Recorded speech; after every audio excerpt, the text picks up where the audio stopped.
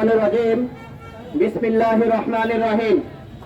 বাংলাদেশ জামাত ইসলামী কেন্দ্রীয় কর্মসূচির অংশ হিসেবে লালমোহন উপজেলা জামাত কর্তৃক আয়োজিত আজকের এই মিছিল উত্তর সমাবেশের উপস্থিত সভাপতি, উপস্থিত মেহমানবৃন্দ এবং আমার সামনে উপস্থিত জনতা, আসসালামু আলাইকুম ওয়া রাহমাতুল্লাহ। আপনারা জানেন, গত জুলাই আন্দোলনের মাধ্যমে বাংলাদেশ দীর্ঘ সময়ের অপশাসন থেকে মুক্তি পেয়েছিল, কিন্তু আমরা লক্ষ্য করেছি যে দাবিগুলো, যে বিষয়গুলো ইতিমধ্যেই নিষ্পত্তি হওয়ার কথা ছিল, সেগুলো আজকে পর্যন্ত নিষ্পত্তি হয়নি।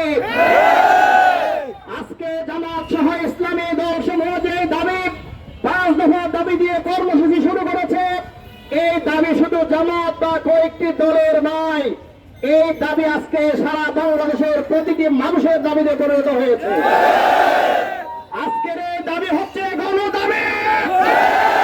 যদি সত্তর এই দাবি পূরণ করা না হয়, তাহলে জুলাই আন্দোলনের মাধ্যমে যেরকম পতন গঠিত হয়েছিল, এই সরকার এবং যারা এই দাবির বিরুদ্ধে ভূমিকা রাখবে, তাদের সেরকম পতন ঘটবে।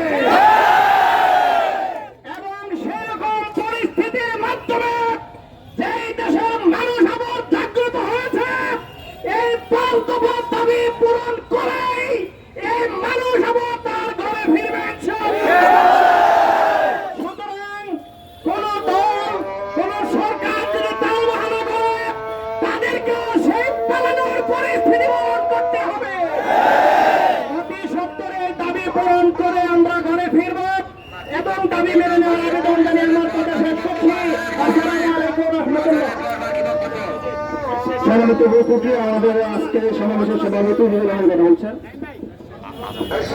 আপনারা কষ্ট করে বিভিন্ন অঞ্চল থেকে উপস্থিত হয়ে আজকের প্রোগ্রামকে সফল করেছেন।